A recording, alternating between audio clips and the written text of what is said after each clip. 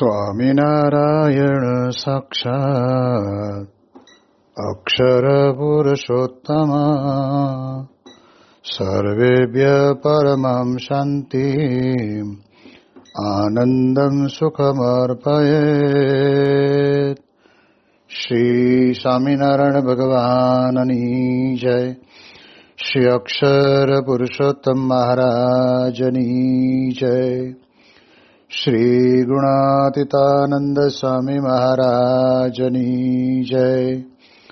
શ્રી પ્રમુખ સ્વામી મહારાજની જય. શ્રી મહંત સ્વામી મહારાજની જય. પ્રગટ ગુરુ હરિ પરમ પૂજ્ય મહંત સ્વામી મહારાજની આજ્ઞા અને આશીર્વાદથી આપણે બધાએ નિત્ય પ્રાતઃ કથાનો લાભ લઈ રહ્યા છીએ. આજે આપણા માટે માર્ચ મહિનાની 23મી તારીખ અને રવિવારનો મહાપવિત્ર દિવસ છે અને 1493મી સભા થાય છે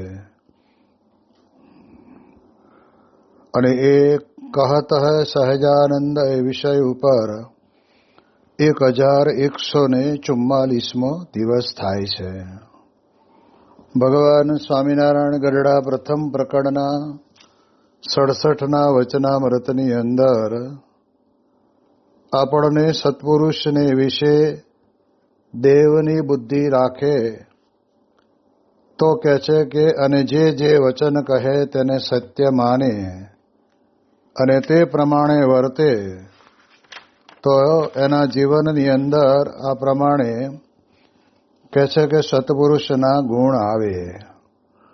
તો એ સત્પુરુષને ઓળખવા બહુ જ આપણા જીવનની અંદર અગત્યનું પાસું બની જાય છે.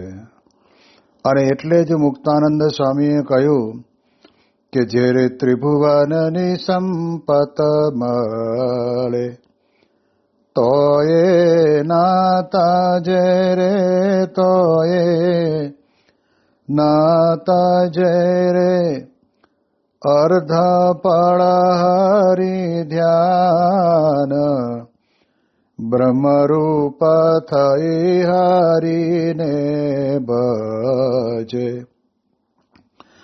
એવા સંતાને રે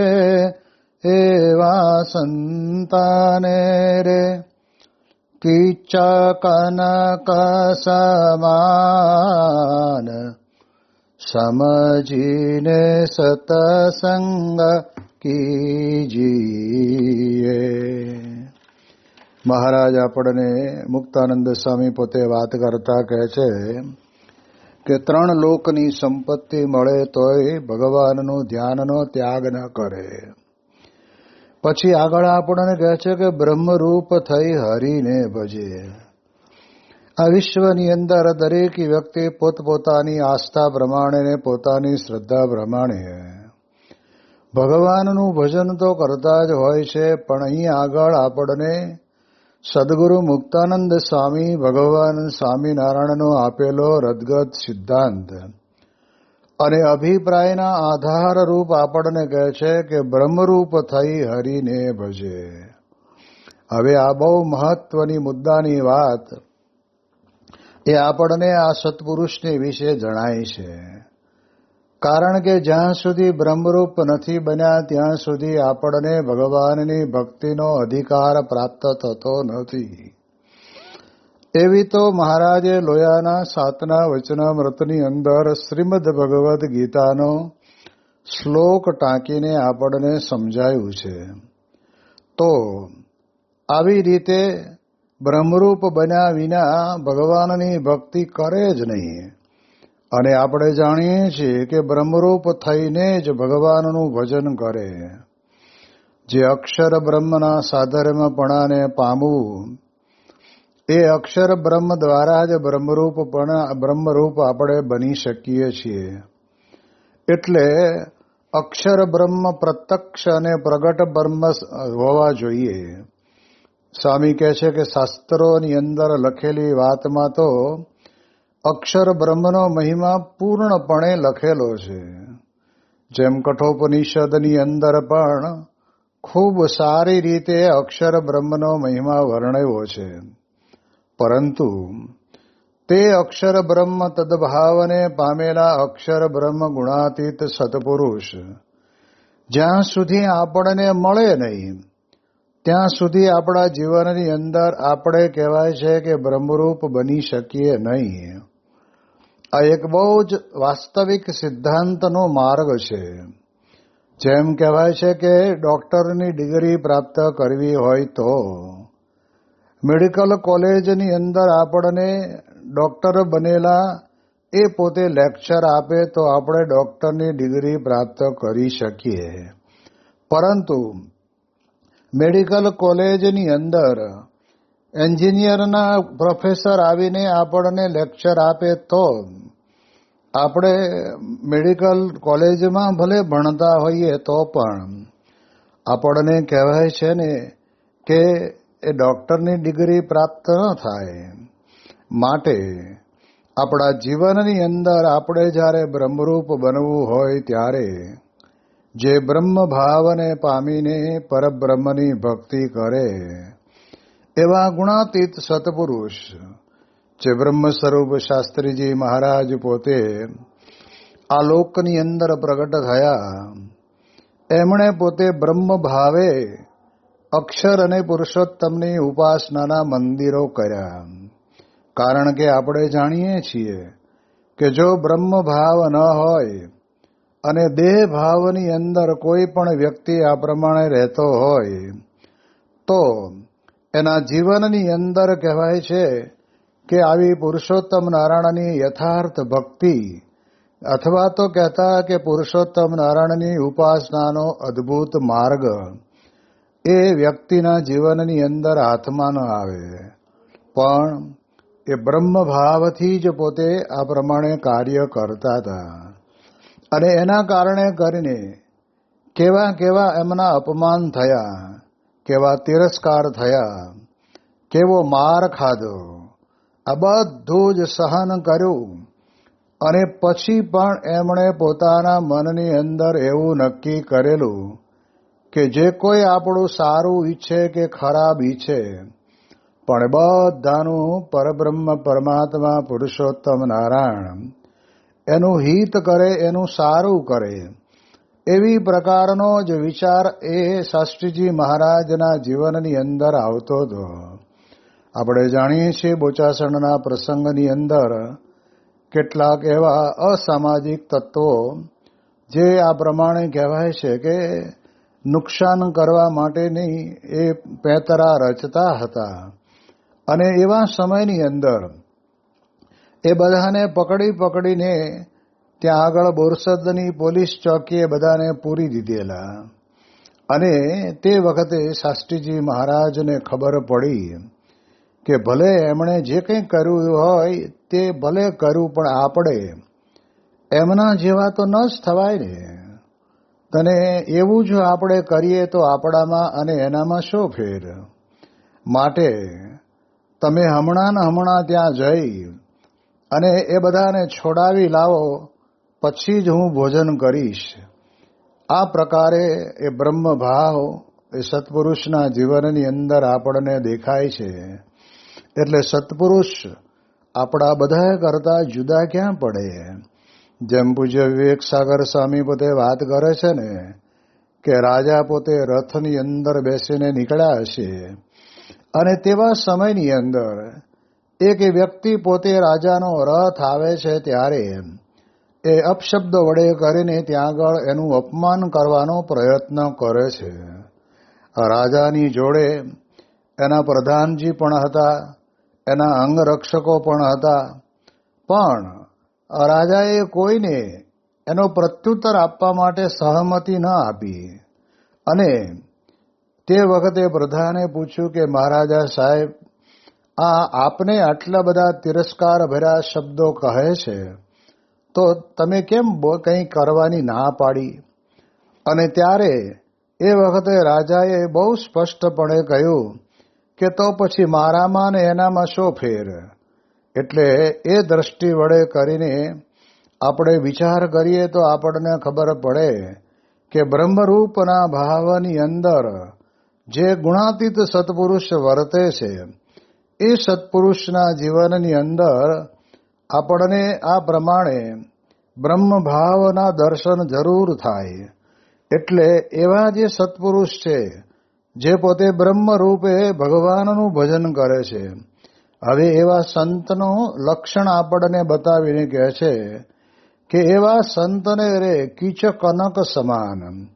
આ મહારાજે પ્રથમના 27ના વચનામૃતની અંદર પણ આ જ વાતને વિશેષ કરીને આપણને સમજાવી છે. મહારાજ કે એવા જે સંત છે એ સંતને સોનો ને કચરો બે સરખા લાગે.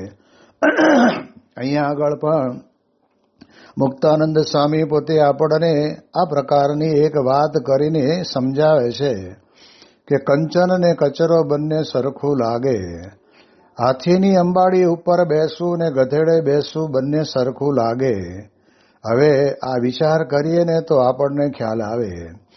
એટલે એટલા માટે જ્યારે આપણે કોઈ પણ સત્પુરુષને સત્પુરુષ તરીકે આપણે જો બરાબર એમને કહેતા હોઈએ તો સત્પુરુષના ગુણની અંદર કહેતા એ સંતની અંદર એ દેવની બુદ્ધિ જ્યારે આપણે રાખવાની છે ત્યારે આપણે બરાબર સત્પુરુષને ઓળખી લેવા જોઈએ. એના વગર બધુંય નકામું થાય. અને એટલે જ મુક્તાનંદ સ્વામીએ પોતે આપણને છેલ્લી એમના આ પદની કડીની અંદર કીધું, જીરે એમ શુભ લક્ષણ ઓળખી, જીરે એમ શુભ લક્ષણ ઓળખી, સદા કરવી રે સદા કરવી રે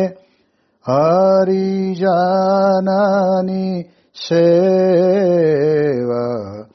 હરિસમ હરિજન જાણવા. મુક્તાનંદ કહે રે મુક્તાનંદ કહે રે તે તારે તત ખેવ, સમજીને સતસંગ કીજીએ. મુક્તાનંદ સ્વામી આપણને એ કડી પૂરી થાય ને એનો અંતરો પૂરો થાય અને આપણને બતાવે છે કે સમજીને સત્સંગ કીજીએ. જ્યારે સત્પુરુષને વિશે આપણને દેવની બુદ્ધિ રાખવાની વાત કરે છે, પછી એ સત્પુરુષના વચનને વિશે સત્યપણું મનાવવું જોઈએ એવી પણ વાત કરે છે.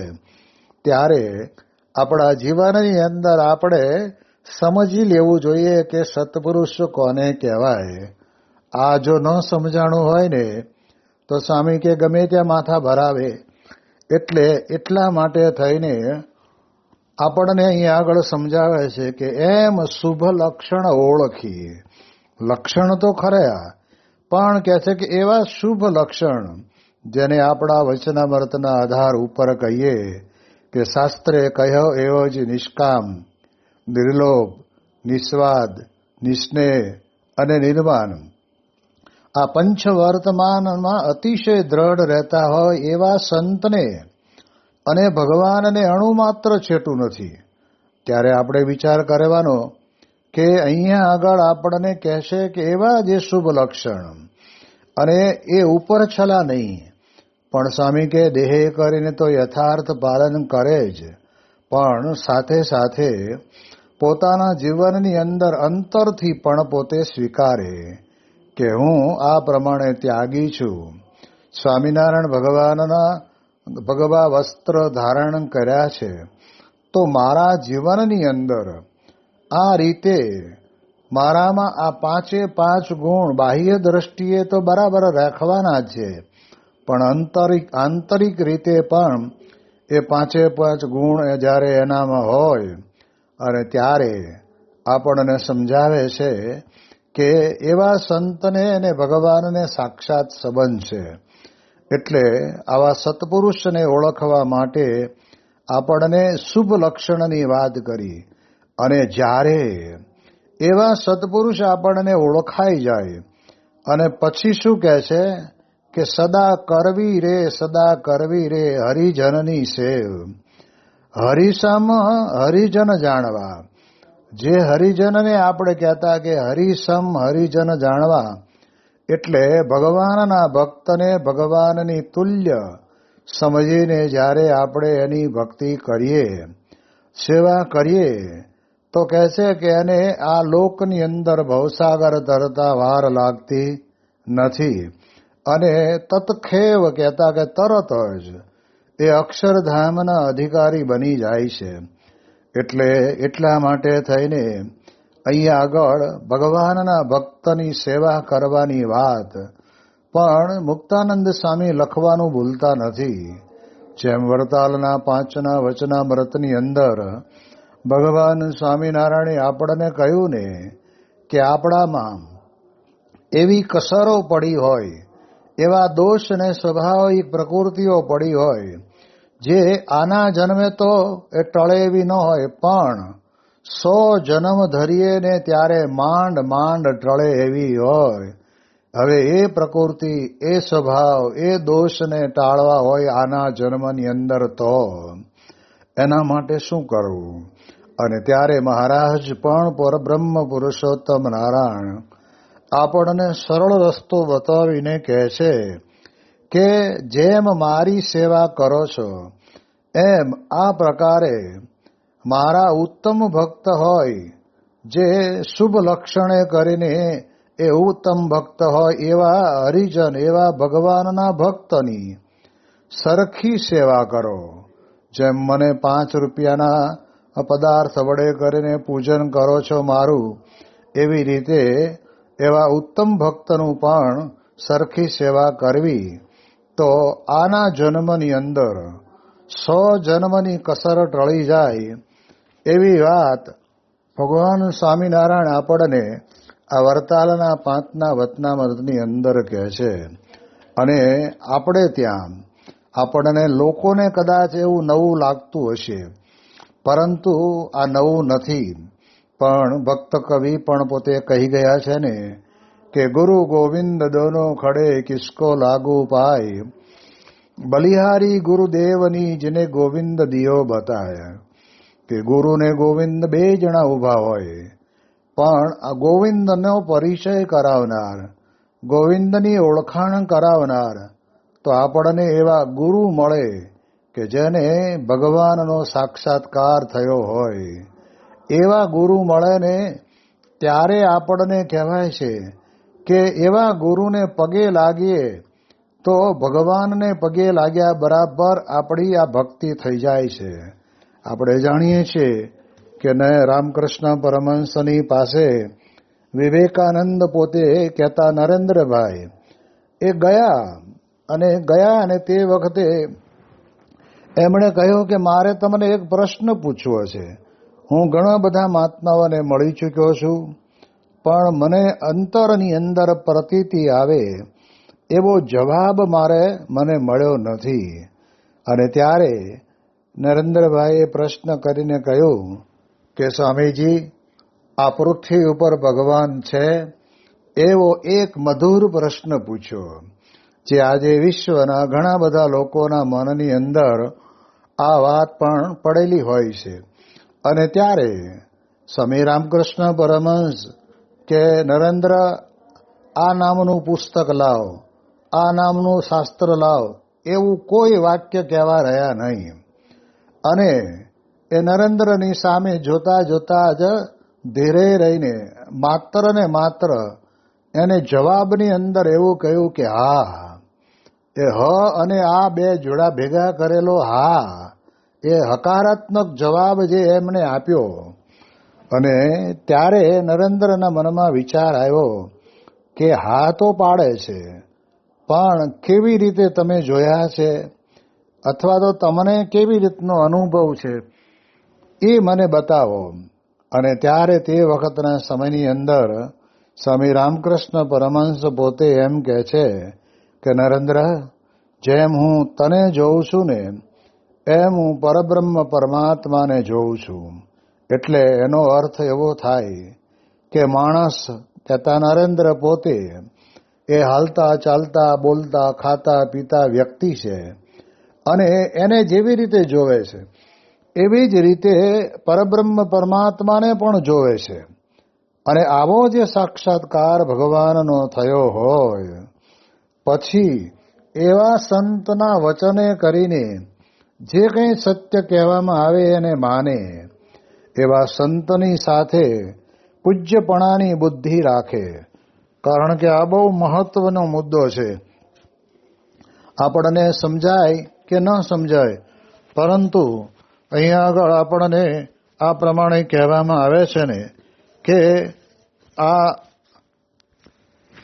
આ પ્રમાણે જો આપણને આવી રીતે સાચી વાત સમજાય તો સારું છે, ન સમજાય ને તો સમય ઉપર છોડી દેવું. કારણ કે વાત સત્ય છે. એ સત્ય વાતને જો સમજવા માટે આપણી પાસે એવી કોઈ ક્ષમ્યતા ન હોય તો એવા સંતના વચનની અંદર વિશ્વાસ રાખવો. એટલે જ મહારાજ અહીંયા કહે છે કે એવી પૂજ્યપણાની બુદ્ધિ રાખી અને જે વચન કહે તેને સત્ય માને અને તે પ્રમાણે વર્તે. પછી એ વચનની અંદર ક્યારેય પાછી પાની કરે નહીં કે ના, આ મારા મનની અંદર મને બેસતું નથી એટલે મારે માનવું નથી. એ આપણી પોતાની વ્યક્તિગત સાધના ઉપર જાય છે. પરંતુ અહીંયા આગળ આપણને એટલું સમજાવે છે કે સત્ય એવા જે સંત છે અને સત્ય એવા જે સત્પુરુષ છે એ જે આપણને સત્ય વાત કરે એ વાત આપણા જીવનની અંદર આપણને મનાઈ જવી જોઈએ. સ્વામી કે કેટલીક વાતો એવી પણ છે જે આપણી દીઠેલી નથી, આપણા અનુભવમાં આવેલી નથી, આપણે એને વિશેષ કરીને જાણતા પણ નથી, છતાં પણ આ પ્રમાણે આપણે એને સ્વીકારીએ છીએ. સમાજની અંદર આપણે એને માનીએ છીએ. જેમ આપણે જાણીએ કે જેમ પતિ પત્નીના લગ્ન થયા અને પછી એ પત્નીને સારા દિવસો આવે છે અને સારા દિવસો પછી સમયાંતરે એને ત્યાં બાળક અથવા બાળકીનો જન્મ થાય છે, તો એ પત્નીના ઉદરની અંદર રહેલું બાળક એ વિકસિત થાય છે અને વિકસિત થયા પછી 9 મહિના પછી પૃથ્વી ઉપર જન્મ લે છે. એને આપણે ઊંડાણપૂર્વક ક્યાં કોઈ સમજી શકીએ છીએ. પરંતુ જ્યારે બાળક જન્મે છે એટલે આપણને ખ્યાલ આવે છે કે આપણી ઉપર ભગવાને કૃપા કરી, આપણી ઈચ્છા હતી કે આપણે ત્યાં બાળકનો જન્મ થાય તો ભગવાને આપણને બાળક આપ્યો. અને આ પ્રમાણે આપણા અંતરની અંદર આપણને પ્રતીતિ એ નથી જાણતા છતાં પણ થાય છે. એટલે એના કારણે કરીને એવી કેટલી બધી વસ્તુઓ છે કે જેની અંદર આપણને સમજમાં આવે જ નહીં. જેમ કહેવાય ને કે આંબા ઉપર કેરી જ આવે અને ખીજડા ઉપર હાંગરો જ આવે અને સંતરાના ઝાડ ઉપર સંતરા જ આવે, મોસંબીના ઝાડ ઉપર મોસંબી જ આવે, સોપારીના ઝાડ ઉપર સોપારી જ આવે, નાળિયેરના ઝાડ ઉપર નાળિયેર જ આવે. આ પ્રમાણે ખજૂરના ઝાડ ઉપર ખજૂર જ આવે. તો આપણે બધા જાણીએ છીએ એ જેમ આવે છે એમ પણ એનું જેને ઉત્પત્તિનું કારણ શું છે એ કોઈ માણસ સમજી શકતું નથી. પણ આપણે બધાય જરૂર એનો અનુભવ કરીએ છીએ અને અનુભવની સાથે સાથે જીવનની અંદર પણ આપણે એ મનથી સ્વીકારી પણ લઈએ છીએ. એટલે એટલા માટે અહીંયા આગળ સત્ય વચન કહે એટલે સત્પુરુષ. જેને સત્પુરુષ કહીએ છીએ એવા સત્પુરુષના લક્ષણ આપણને આગળ મુક્તાનંદ સ્વામીએ કીધા. અને એની અંદર કીધું ને કે એવા જે ભગવાનના ભક્ત કહેતા સંત છે એને ભગવાનની સમાન માનીને એ મુક્તાનંદ સ્વામી કહે છે, માનીએ ને તો આપણા જીવનની અંદર આપણું કલ્યાણ તત્કાળ થાય. જેમ મહારાજે પણ લોયાના 17ના વચનામૃતની અંદર કહ્યું કે આપણે અહીંયા આગળ સત્સંગની અંદર નારાયણને લઈને તો કહેવાય છે કે મુક્તાનંદ સ્વામીને પણ ભગવાન કહેવાય, અને નારાયણને લીધા વિના તો અક્ષરને પણ ભગવાન ન કહેવાય. એટલે આપણે અહીંયા આગળ મહારાજના વચન ઉપર આપણે વિચાર કરવાનો કે ભગવાનને લઈને ભગવાનના ભક્તનું મહાત્મય સમાયેલું છે, અને એટલા જ માટે થઈને આપણને આ પ્રમાણે નરસિંહ મહેતા પણ પોતે પોતાના ભજનની અંદર પણ આ જ વાત કરે છે. એટલે એ દ્રષ્ટિથી જીવનની અંદર આપણે એટલું નક્કી રાખવાનું કે આવા સંત જે વચન કહે તેમ આપણે કરીએ તો સત્પુરુષના ગુણ આવે. આપણા સત્સંગની અંદર આપણે જાણીએ એ પ્રમાણે લોક દ્રષ્ટિએ દ્રષ્ટાંત આપવું હોય તો આપી શકાય કે જેમ બ્રહ્મ સ્વરૂપ ભગતજી મહારાજ પોતે આ પ્રમાણે ગુણાતીતાનંદ સ્વામીની પાસે આવ્યા, અને એ સત્ય જે વચનો ગુણાતીતાનંદ સ્વામીએ કહ્યા તે વચનોને સત્ય માનતા એ તો બરાબર, પણ એ ગુણાતીતાનંદ સ્વામીની વિશે એ પ્રમાણે કહેવાય છે કે એ પૂજ્યપણાની બુદ્ધિ કહેતા કે દેવની બુદ્ધિ. એટલે જે મૂર્તિમાન અક્ષર બ્રહ્મ સ્વરૂપ એ ગુણાતીતાનંદ સ્વામી હતા, એમ જ એમણે ગુણાતીતાનંદ સ્વામીને અક્ષર બ્રહ્મ માન્યા. અને માન્યા એટલું નહીં, ઘણી વખત આપણે માનીએ પણ આપણે આપણા પૂરતું રહેવા દઈએ.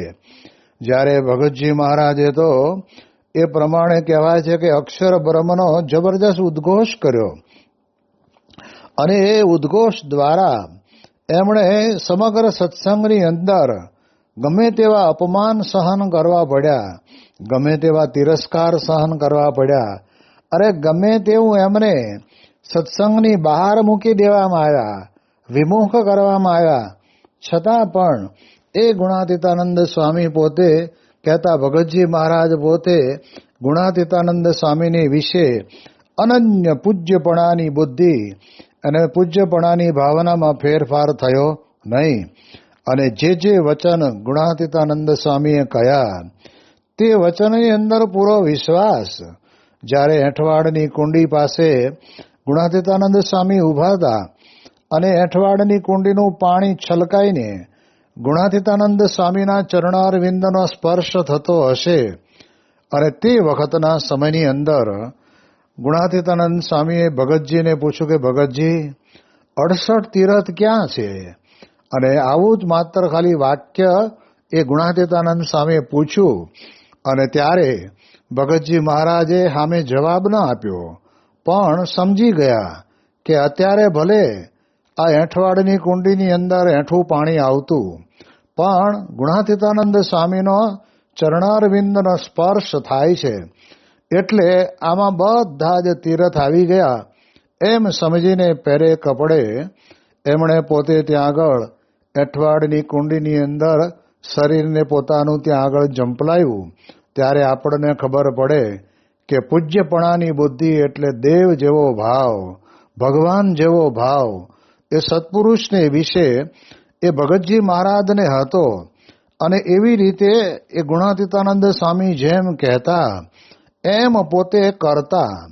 એટલે સાધક અને સાધનાના માર્ગની અંદર જે કંઈ આપણે વિચારવાનું હોય, કરવાનું હોય, તો એમાં એક જ વાત આવીને ઊભી રહે છે.